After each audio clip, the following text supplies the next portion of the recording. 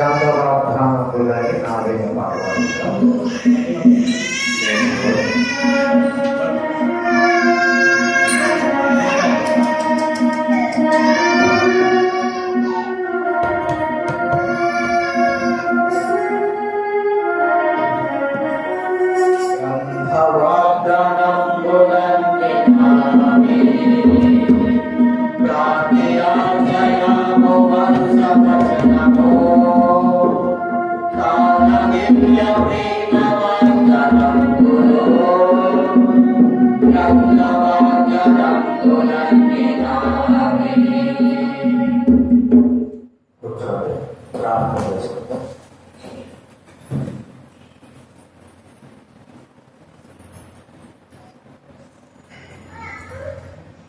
ప్రార్థన చేసుకుందాము.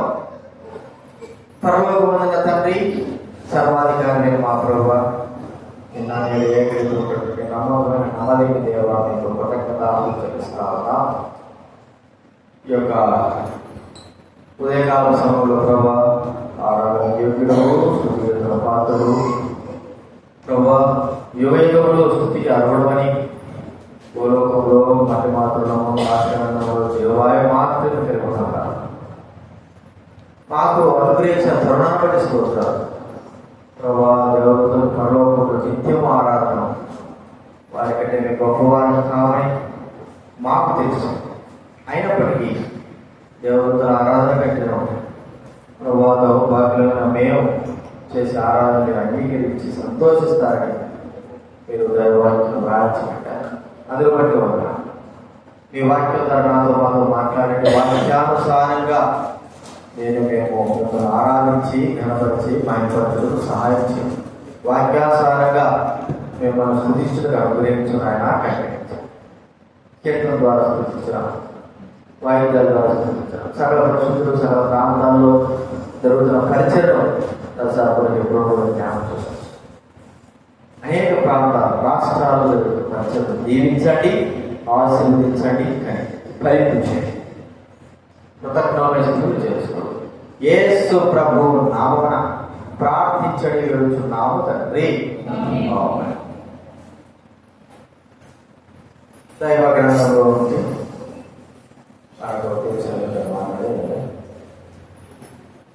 కీర్తన గ్రంథంలోనే 99వ కీర్తన 3వ అధ్యాయం 3వ వచనం 5వ వచనం చదువుతుందా.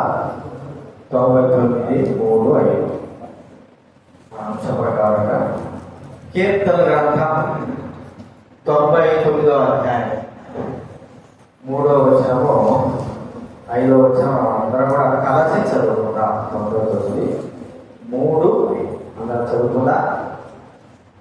భయంకరమైన నీ గొప్ప నామమును వారు స్తుతించెదరు. యెహోవా పరిశుద్ధుడు. మన దేవుడైన యెహోవాను కనపరచడి. ఆయన పాదపీఠకు సాగిలపడి. ఆయన పరిశుద్ధుడు. పరిశుద్ధుడు, పరిశుద్ధత అనేది మనకు వెలుగులో చూపిస్తారు. ఒక తెలుపు ఎంత తెలుపు అంటే ఆ తెలుపులో ఎక్కడ కానీ ఒకవేళ మనం బయోస్కోప్ పెట్టి చూసినా కూడా మరక అనేది లేకపోకుండా ఉండడమే అది అసలైన తెలుపు.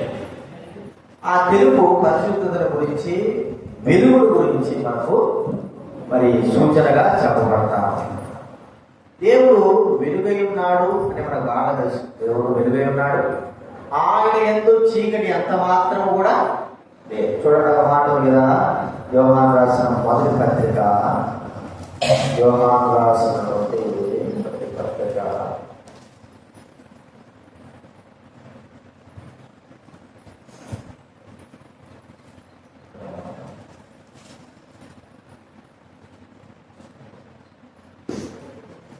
1వ అధ్యాయం 5వ వచనం. మొదటి రాసిన పత్రిక 1వ అధ్యాయము 5వ వచనం. మేము ఆయన వలన విని మీకు ప్రకటించు వర్తమానమే అనగా దేవుడు వెలుగై ఉన్నాడు. ఆయన యందు చీకటి ఎంత మాత్రమును.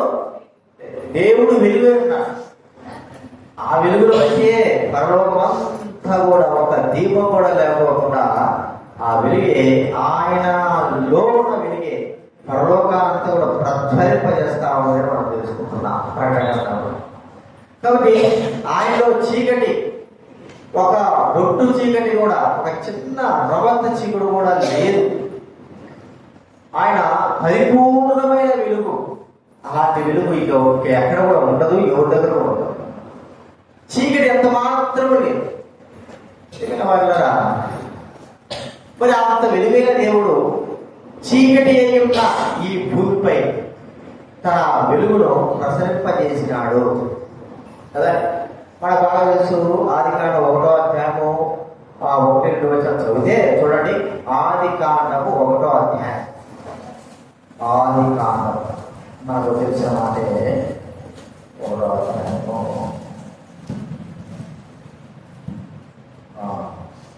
మొదటి 2 వచనాలు చదువుతారు కదండి. ఆదికాండము 1వ అధ్యాయం మొదటి 2 వచనాలు.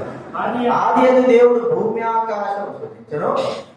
భూమి నిరాకారముగాను శూన్యముగాను ఉండెను. చీకటి అగాధ జలము పైన కమ్మి ఉండేను. దేవుని ఆత్మ జలముల పైన అలా చీకటి భూమి పైన ఉన్నదేంటి? చీకటి. మరి దేవుడు భూమి ఆకాశం చూపించినప్పుడు, ఆది యందు చూపించినప్పుడు చీకటి మాత్రమే ఉంటుంది కదా. ఈ చీకటి మొట్టమొదటిగా చీకటి ఇక్కడ ఉన్నట్టుగా మనం చూడగలుగుతున్నాం. ఆ చీకటి చూసినప్పుడు ఆయన మరి ఇక్కడ వెలుగు కలుగుగా కానీ భూమిపైన అంటే చీకటిలో నుండి అంటే ఆ ప్రభు యొక్క మాటను బట్టి వెలుగుగా చేయబడింది, వెలుగు వచ్చింది. అప్పుడు ప్రభు ఏం చేశాడు మనకు తెలుసు. చీకటిని వెలుగుని వేరుపరిచి చీకటికి రాత్రి అని పేరు పెట్టాడు, వెలుగు పగలు అనే పేరు. కాబట్టి చీకటి అనేది మనం చూస్తా ఉంటే ఈ చీకటి అనే దాని గురించి మనం ఈ దినాన్ని ధ్యానిస్తే చీకటి అంటే ఎవరికి కూడా ఇష్టం లేదు కదా. చీకటి నాకు ఇష్టము అనడం చెప్పండి. చీకటి అంటే ఇష్టం అనేటోళ్ళు ఎవరు? దయ్యాలే. ఎప్పుడు చీకటి తిరుగుతాయి కదా, చీకటిలో ఉంటాయి. చీకటిలోనే జంతువులు మరి వేటకొరకు సంచరించేది. చీకటి అనేది పాప సంబంధానికి గుర్తుగా మనం చూడగలుగుతున్నాం. పాప సంబంధానికి గుర్తు. అది ఎవరికి ఇష్టం లేదు. చీకట్లో మనం భోజనం చేయము, చీకట్లో మనం నడవము. ఈ నడవ ఎక్కువ అయిపోయింది. చీకట్లో నిద్రపోవడం కదా. చీకట్లో నిద్రపోతే నిద్రపోయేట్టుగా ఉంటాం. చీకట్లో ఉండలేము. ఎప్పుడు ఒక్క రోజైనా సరే ఎండ రాకపోతే మనకి ఎంతో బాధగా ఉంటుంది. ఆ జైలులో ఆ దినాల్లో జైలు ఎలా ఉంటాయంటే చీకటి, ఇంకా వెలిగే ఉండదు. అలాంటి స్థలాల్లో మరి ఆ అపరాధుల దోషులైన వారిని, పాపులైన వారిని బంధించేవారు. అంతది ఆ పరిస్థితి. ఆ చీకటి ఎక్కడుంటుందంటే పాతాళంలో ఉండే చీకటి. పాతాళంలో ఉండే చీకటి ఎవరికి ఇష్టం లేదు. ఈ చీకటి ఎవరికి కూడా ఇష్టమో. చూడండి ఒక మాట, ఒక పక్షాన్ని చూస్తే ప్రసంగి గ్రంథం 5వ అధ్యాయం. ప్రసంగి గ్రంథము 5వ అధ్యాయం.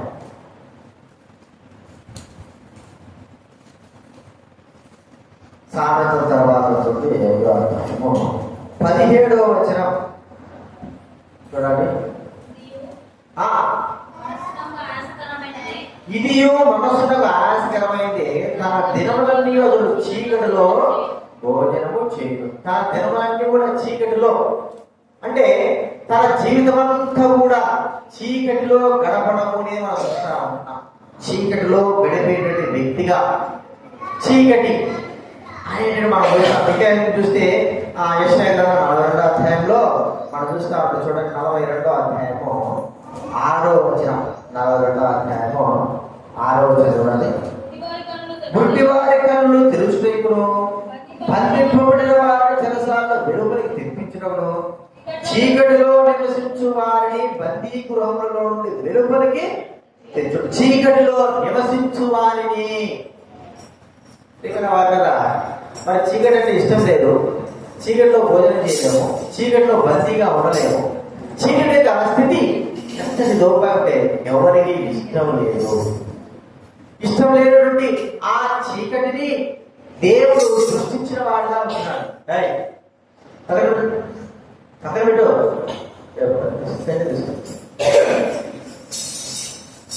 ఆ చీకటిని మరి చీకటి జనముల పైన దేవుని ఆత్మ అల్లాడుతూ ఉన్నప్పుడు, అంతా కూడా చీకటి అలుకున్నప్పుడు దేవుడు భూమి పైన తన ఉద్దేశ సంకల్ప ప్రకారంగా, ఆ అనాది సంకల్ప ప్రకారంగా వెలుగును సృష్టించిన వాడుగా చూస్తామన్నా.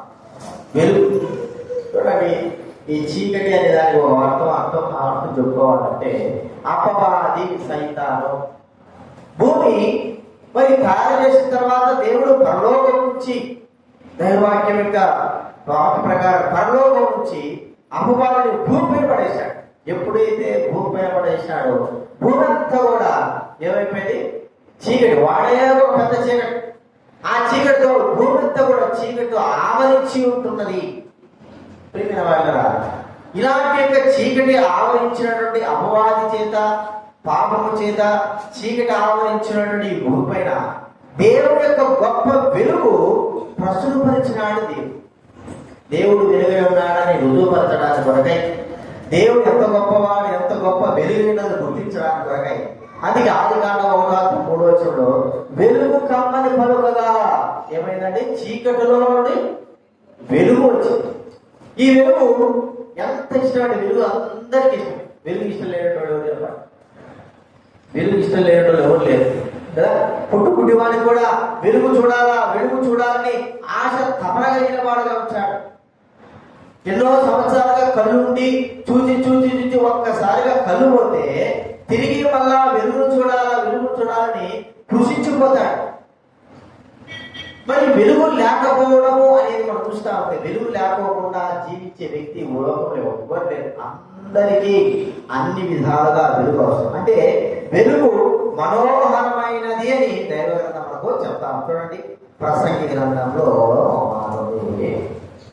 ప్రసంగి గ్రంథం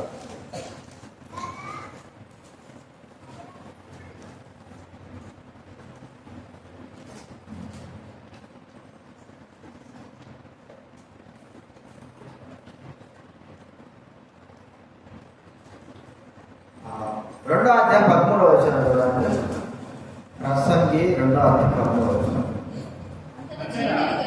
అంతటా చీకటి కంటే ఎంత ప్రయోజనకరమో కథ. చీకటి కంటే వెలుగు ఎంత ప్రయోజనకరమో, ఎంతో ప్రయోజనకరమైంది చీకటి కంటే వెలుగు. ఆ వెలుగే మానవునికి ఎంతో సంతోషాన్ని, ఆనందాన్ని ఇచ్చేదిగా మనము చూస్తాము. కాబట్టి ప్రియమైన వారలారా, చీకటిలో ఉన్న వ్యక్తి ఏం చేస్తాడు? చీకటిలో ఉన్న వ్యక్తి ఏం చేస్తాడంటే దేవుని స్తుతించలేడు. చీకటి ఉన్న వ్యక్తి మౌనమై ఉంటాడు. పాతాళంలో దిగిన వ్యక్తి మౌనంగా ఉంటాడు. దేవుని స్తుతించలేడు, గణపరచలేడు.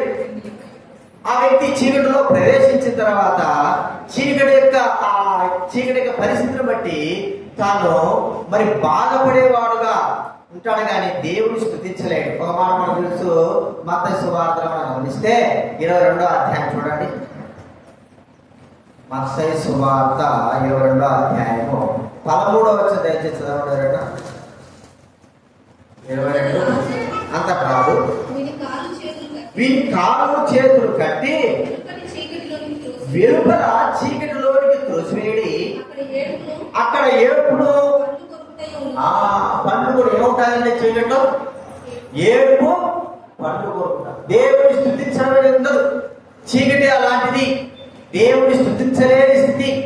ఇక్కడ వారులారా, చీకటి ఉన్నటువంటి పరిస్థితుల్లో దేవుని వెలుగు కలిగి ఆ దేవుని స్తుతించేటువంటి బాధ్యతగా ఈ లోకంలోకి వెలుగుగా ప్రభు దేవుడు వెలుగును అనుగ్రహించాడు. ఆ వెలుగే ప్రభు అయిన యేసుక్రీస్తు ఏమన్నాడు? నేను లోకమునకు ఎలాంటి ఒక మాట కదా. యోహాను సువార్త 9వ అధ్యాయం, యోహాను సువార్త 9వ అధ్యాయంలో 5వ వచనం చూడండి. యోహాను సువార్త 9వ అధ్యాయం 5వ వచనం, నేను లోకములో ఉన్నప్పుడు లోకమునకు వెలుగును. లోకంలో ఉన్నప్పుడు లోకానికి వెలుగు ఆయన. ప్రియమైన వారలారా, లోకంలో ప్రభు యేసుక్రీస్తు అన్నాడు, ఆయన లోకానికి వెలుగు అంటున్నాడు. చీకటి ఎవరికి ఇష్టపడదు. చీకటిలో ఉన్న పరిస్థితి ఏమిటంటే మనకు తెలుసు, ఏడుపు, పండు కొరగడం. అనగా దేవుని స్తుతించడం అనేది స్థలము అక్కడ లేదు. పాతాళంలోకి వెళ్ళిన వ్యక్తి, చీకటిలో ఉన్న వ్యక్తి దేవుని స్తుతించలేడు, గణపరచలేడు. ఈ భూలోకమంతా కూడా భౌతిక సంబంధమైన చీకటితో ఉంటే దేవుడు ఆయన వాక్కు చేత వెలుగును సృష్టించాడు. ఈ వెలుగు అందరికి సంతోషాన్ని, మనోహరమైనదిగా, వెలుగు అనేది ఎంతో ఆనందాన్ని కలిగించేదిగా మనం చూస్తాం. అంత గొప్ప వెలుగు.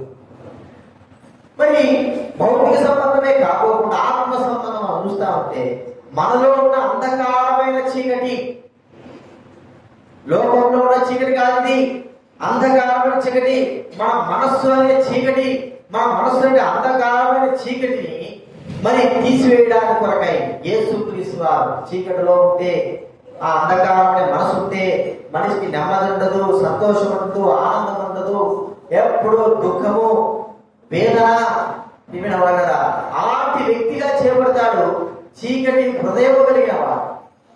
ఇక దేవుడు ఏమి సృష్టిస్తాడు? ఆ మనసంతా కూడా చీకటితో నింపబడినప్పుడు దేవుడు ఏమి ఘనపరుస్తాడు, దేవుడు ఏమి మహింపరుస్తాడు?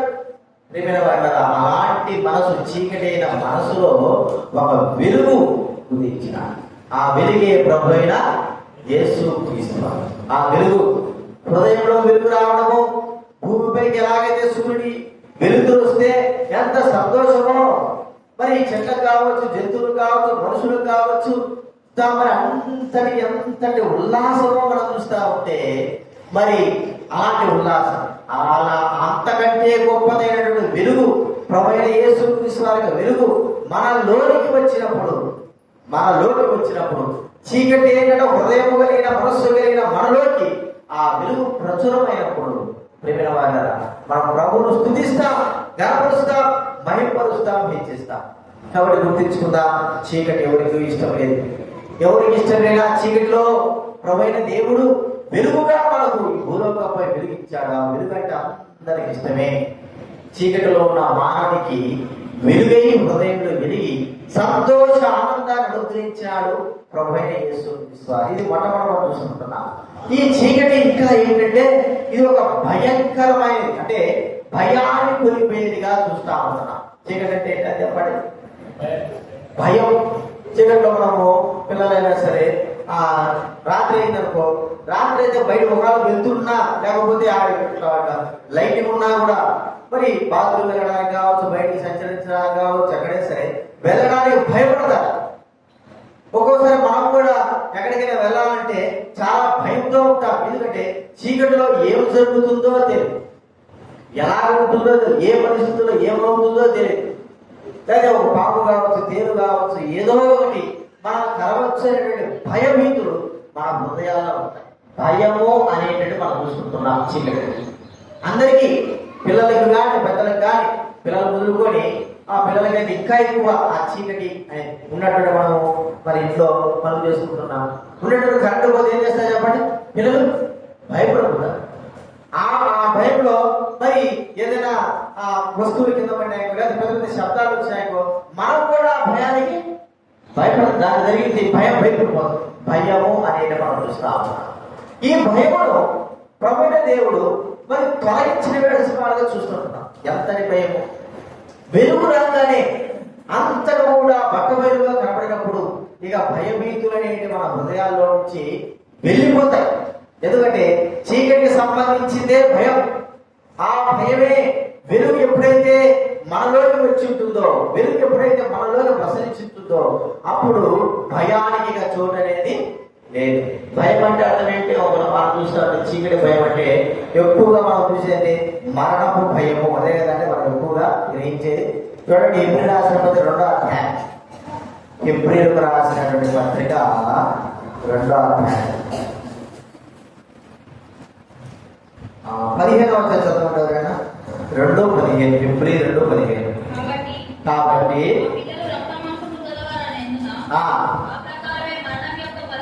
ఆ ప్రకారమే మరణం యొక్క బలము గలవానిని అనగా అపవాదిని మరణము ద్వారా నశింపజేయుటకు జీవితకాలం అంతయు మరణ భయము చేత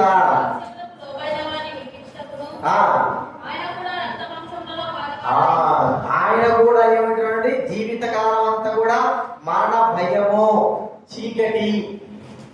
చెప్పిన వారు మన కనులకు మరి చీకటి ఉంటే ఎంత భయం ఉంటుందో, ఏం జరుగుతుందో, ఎలా జరుగుతుందో.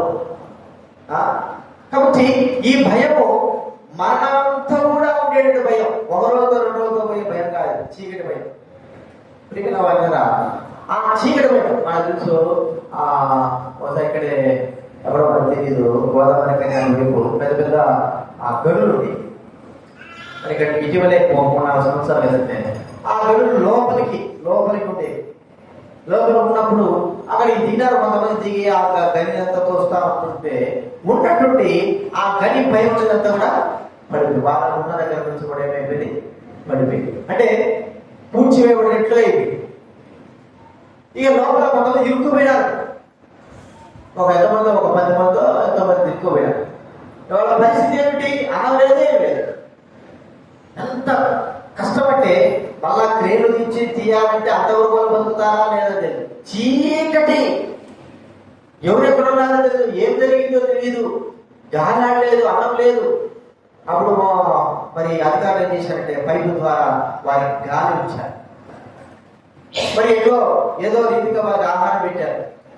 ఎంత ఆహారం పెట్టినా లోపల ఎవడో ఒకటి చచ్చిపోతే చెప్పండి,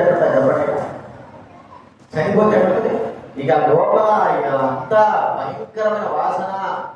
ఆ దెబ్బకు కొంతమంది కూడా చచ్చిపోతారు. ఆ వెంటనే క్రేస్ పెట్టి అన్ని తీసేసి ఎప్పుడుకో మరి 8 రోజులకో వచ్చారు, మనకు తెలియదు. ఒక 5 రోజులు పట్టిందో 7 రోజులు పట్టిందో. అప్పటి వరకు వారికి గాలి ఎంత కష్టం అంటే లోపల భయముతో ఒక్కడ కానీ చచ్చిపోయినాడని తెలిసి కదా ఇక అందరికి కూడా ఏం పెట్టున్నది, మరణభయం. చీకట్లో ఏముంటుంది, కనబడడం లేదు. వాడరా మరణపు భయము చీకటికి సంబంధించిందిగా మనం చూస్తా ఉన్నాం. ఈ భయము మానవుడు హృదయంలో ఉన్నప్పుడు ప్రభువు స్తుతించలేడు. ఎందుకంటే అంత కూడా చీకటి అనేటువంటి భయంతో నింపబడినప్పుడు ఆ వ్యక్తి ప్రభుని ఎలాగ స్తుతిస్తాడు? వెలుగులోకి వచ్చినప్పుడే మరి ఆ వ్యక్తి గంతులు వేస్తూ ప్రభువును స్తుతించగలడు. ప్రియమైన వారులారా, అలాంటి యొక్క స్థితిని కానీ జ్ఞాపకం చేసుకుంటున్నాం. మనలో ఉన్నటువంటి చీకటి సంబంధమైన భయము మాట కదా. కీర్తన గ్రంథం 55వ అధ్యాయం 4వ చదువుతారైనా. కీర్తన గ్రంథం, నా గుండె నాలో వేదన పడుతున్నది, నాలో మరణ భయము పుట్టుతున్నది. చూడండి, నా గుండె నాలో వేదన పుట్టుతా ఉంది, మరణ భయము నాలో పుడతా ఉంది. మాట మనం చూస్తా ఉంటున్నాం. మరణ భయము అది చీకటితో కూడుకున్నది. ప్రియమైన వారులారా, ఈ చీకటిలో ఉన్నటువంటి మరణ భయం కలిగినటువంటి మానవులైన మనకు ప్రభువైన యేసుక్రీస్తు వారు వెలుగుగా, ధైర్యముగా దేవుడు మనకు ఇచ్చి ఉన్నాడు. ఆ ప్రభువైన యేసుక్రీస్తు వారు వెలుగుగా ఈ లోకంలోకి రావడము మనకెంతో ధైర్యాన్ని, మనోధైర్యాన్ని అనుగ్రహించిందిగా చూస్తా ఉన్నాం. చీకటిలో ఉంటే ఆ చీకటి యొక్క స్థితిని బట్టి భయము కలిగిన వారంగా ఉండేవారు. ఇప్పుడు ఆ వెలుగు వచ్చింది. వెలుగు రావడం ద్వారా ఎంతో ధైర్యం, ఎంతో ఆనందం, బలో ఉత్సాహం. ప్రియమైన వారులారా, ఆ వెలుగే ప్రభువైన యేసుక్రీస్తు వారు మనలో ఉంచాడు. ఇప్పుడు మనకు మనం చెప్పుకుంటాం దైవ బిడ్డలుగా, మరణం అంటే మనకు భయము ఏదో. మనం చూడండి, ఒక మాట ఉంది, అపోస్తుల కార్యాలు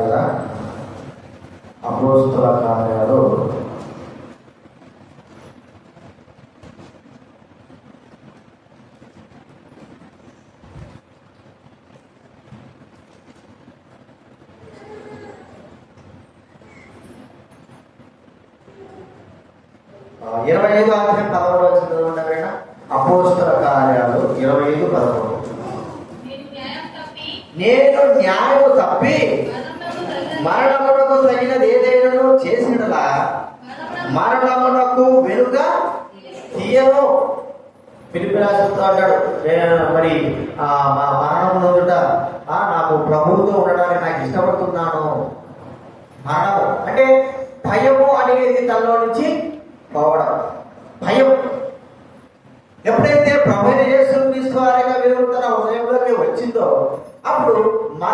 భయము తనకు పోయి ఒక్కసారి మరణము వెంబడిస్తే మరణము యొక్క అంచుల్లోకి మాట వెళ్ళిపోతే ఇక భయపడిపోతాడు, తల్లడిపోతాడు, వణికిపోతాడు.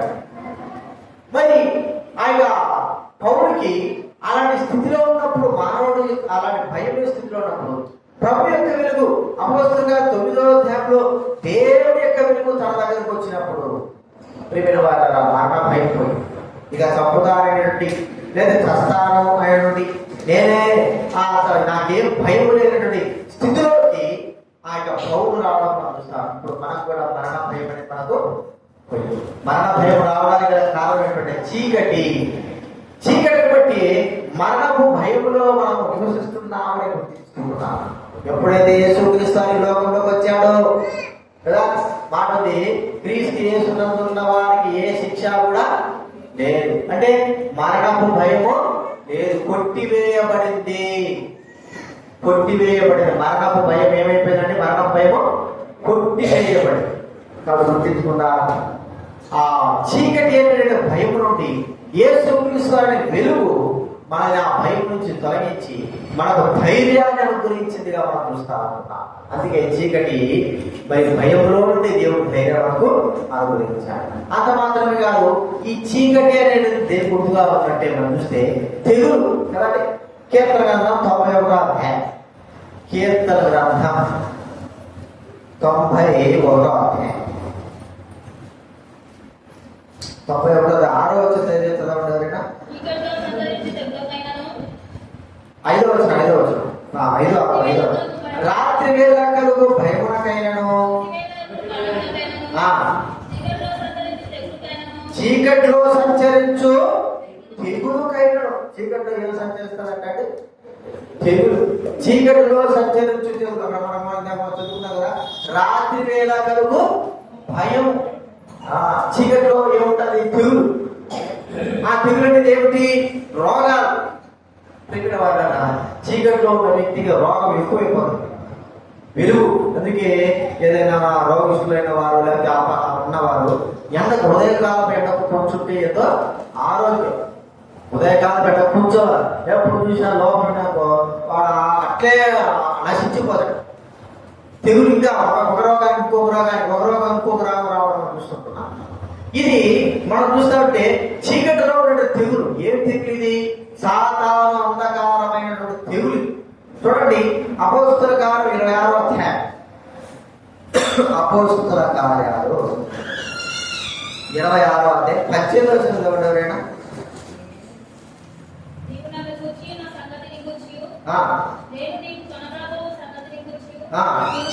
నిన్ను ప్రఖ్యాతునిగాను నియమించుటనై నీవు లేచి నీ పాదములను పెట్టుము,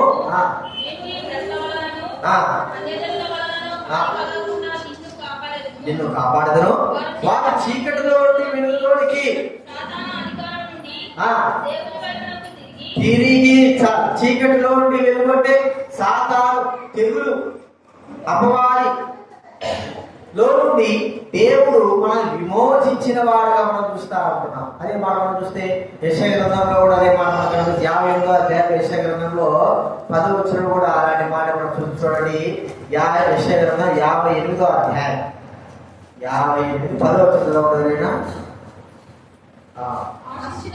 ఆశించిన దాన్ని ఆకలిన వారికి ఇచ్చి శ్రమ పడిన వారిని తృప్తిపరిచిన కదా. చీకటిలో నీ వెలుగు ప్రకాశించును, అంధకారం నీకు మధ్యాహ్నములే నుండును. చూడండి, సాతానిక తెగులు, సాతానిక అధికారం, తెగులు చీకటిలో సంచరించేటువంటి తెగులు సంబంధంగా అధికారంలో నుండి వెలుగు ఆ ప్రభువైన దేవుడు రావడం ద్వారా ఆ సాతాన అధికారం తెగులు నుండి మనల్ని దేవుడు విడిపించిన వాడుగా చూస్తా ఉన్నాం. వెలిగే లేకపోతే ఎన్ని రోజులు చీకటిలో ఉంటే మన జీవితం అంతా కూడా మరి ఎంతో నష్టము, అనారోగ్యం. ఇది భౌతిక సంబంధంగా మనకు తెలుసు. ఆత్మ సంబంధంగా అధికారంలో, సాతాన అధికారంలో, తెగులు చేత వారి అధికారంలో పడినటువంటి మనలకి ప్రభువైన యేసుక్రీస్తు వారి యొక్క వెలుగు ద్వారా, ఆయన వెలుగు ద్వారా మనల్ని ఆ అధికారంలో ఉంటే ఆ తెగుల్లో ఏం చేశాడు? ఆయన విడిపించిన వాడుగా మనం చూస్తా ఉన్నాం. కాబట్టి ఆ అధికారం నుండి విడిపింపబడిన మనం, ఆయన చీకటి యొక్క తెగుల నుండి విడిపింపబడిన మనం ప్రభువును స్తుతించాలి, ప్రభువును కనపరచాలి. ఒకవేళ అలాగే ఉంటే ఎండనే దొరకపోతే, లేకపోతే ఆ ఎండనేదే మనం గ్రహించకపోతే మన శరీరము, మన మనసు ఎంత బాధపడుతుందో మనకు బాగా కదా. గత నాలుగు తెలిసిన నాకు ఆపరేషన్ అయింది ఏప్రిల్ 18 20 అయింది. సుమారు నెల రోజుల వరకు నేను సూర్యుడు సూర్యుడు వైపోయలేదు. నాకు ఎట్లుందంటే ఇక ఎప్పుడు చూస్తారా సూర్యుడు, ఇక్కడే పడుకోవడా ఇక్కడే ఉన్నా కానీ సూర్యుడి దగ్గర పోయింది, బయటకు పోవడానికి లేదు. అంత పరిస్థితి ఎట్లంటే అంధకారం ఉన్నట్టే. ఒక్కసారిగా బయటకు పోయి అట్లా ఒక్కసారి చిన్న బయటకు ఉంటే ఆ ఎండకి ఎంతగా ఉందంటే శరీరము ఎంతో సంబంధం. మరి భౌతిక సంబంధం, ఆత్మ సంబంధంగా చీకటిలో మరి ఆ ఉన్నటువంటి మన బాగా తెలుసు ఆ లూకాసు వార్త కదా, నడుము పొంగిపోయినటువంటి స్త్రీని చూసి చూడండి. లూకాసు వార్త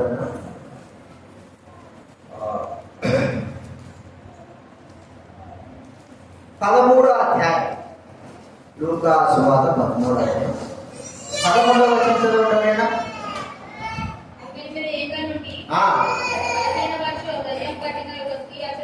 ఒక అచ్చట ఉండెను, ఆమె నడుము వంగిపోయి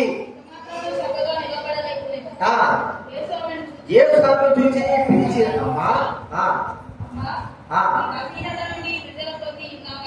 ఆమెతో చెప్పి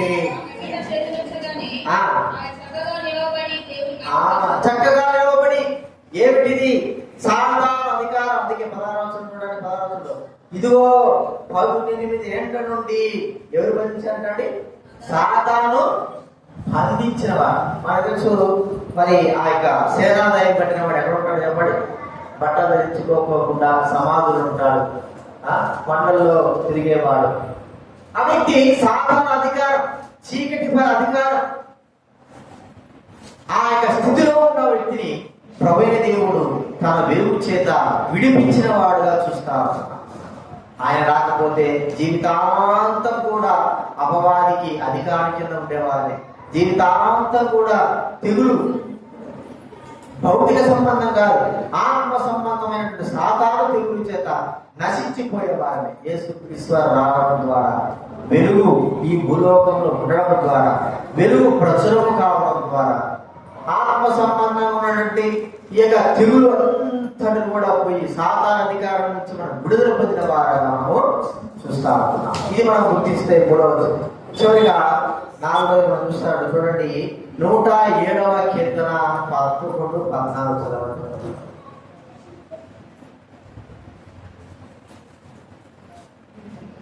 107వ కీర్తన 11. పాద చేతను ఎలుక కట్ల చేతను చీకటిలోను మరణాంధకారములోను నివసించు వారి హృదయము ఆయన ఆయాసం చేత హృదయం చేశాను.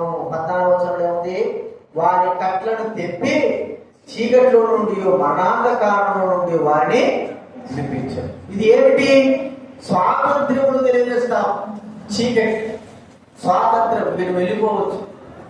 ఈ యొక్క వెలుగులో నీవు విశాలమైన వెలుగులో మరి నువ్వు తిరగవచ్చు. చీకటి అంటే బంధించేట్టుగా, కట్లతో బంధించేసి అక్కడ కూర్చోబెట్టినట్టుగా మనం చూస్తాం. వెలుగు ఎప్పుడు వచ్చిందంటే వెలుగు అంతటి కూడా మనల్ని స్వతంత్రులుగా చేసి మనం చూస్తున్నాం. వెలుగే ఆ ప్రభు అయిన యేసు. ఏమన్నాడు? గలతీ రాసిన పత్రిక 5వ అధ్యాయం 1వ వచనం చదవండి. గలతీ రాసిన పత్రిక 5వ అధ్యాయం 1వ వచనం. గలతీ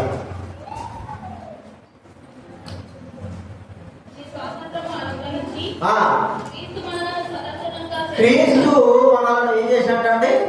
స్వతంత్రులుగా చేసి ఉన్నాడు. క్రీస్తు మనల్ని స్వతంత్రులుగా చేయడం అని చూస్తున్నాం. ఆయన స్వతంత్రులుగా చేయడం. కాబట్టి చీకటి అనేటువంటిది బంధించినట్టుగా మనం చూస్తున్నాం. క్రీస్తు ఆయన విడుదల చేసినట్టుగా మనం చూస్తున్నాం. ఎలాగంటే స్వతంత్రులుగా మన ఆత్మ దేహ ప్రాణములను స్వతంత్రులుగా చేసినాడు. స్వాతంత్రం అనుగ్రహించాడు. వెలుగులో మనకు స్వాతంత్రం ఇచ్చిన వాడుగా ప్రభువైన యేసుక్రీస్తు అన్నాడు. ఇదే వెలుగును సృష్టించడానికి ప్రభువైన దేవుడు కారణము. ఆ వెలుగే ఈ లోకంలోకి యేసుక్రీస్తు రూపంలో దైవికంగా ఆయన కుమారుడైన యేసుక్రీస్తు రూపంలో ఈ లోకానికి రావడము, ఆయన రావడం ద్వారా అనేకమైన వారికి భూలోకమంతా కూడా ఇష్టముగా ఉండడము, ఆయన రావడం ద్వారా అందరినీ మరణ భయం, చీకటి భయం నుంచి విడిపించడము, ఆయన రావడం ద్వారా చీకటిలో సాతాను అధికారం ఉన్న వారందరినీ కూడా విడుదల కలగజేయడము, ఆ ప్రభువైన యేసుక్రీస్తు వారు వెలుగుగా రావడం ద్వారా మనకందరూ కూడా ఎలా ఉందంటే స్వతంత్రులుగా అనేది మనము చూస్తుంటున్నాం. ఆ వెలుగే మనల్ని స్వతంత్రులుగా, ఈ 400 విషయాలు వెలుగైన దేవుడు మనకు అనుగ్రహించాడు. మరి చీకటిని, ఆ మరణాంధకారమును, మరి భయమును కలిగినటువంటి మనం ఆ యొక్క అధికారం, సాధారణ అధికారం చీకటి ప్రపంచంలో నుంచి యేసుక్రీస్తు వారు వెలుగుగా వచ్చి సంపూర్ణంగా మనందరినీ కూడా తనబిడలుగా చేసుకొని విమోచించిన వాడుగా, విడుదల చేసిన వాడుగా ఉంటున్నాడు. అలాంటి విడుదల విమోచన కలిగిన మనము ప్రభువును మనం స్తుతించి ఆరాధన. ఈ విషయాలు జ్ఞాపకం ఆరాధన ప్రవేశిద్దాం. ఒక మాట పాడుకుందాం లేచినబడి.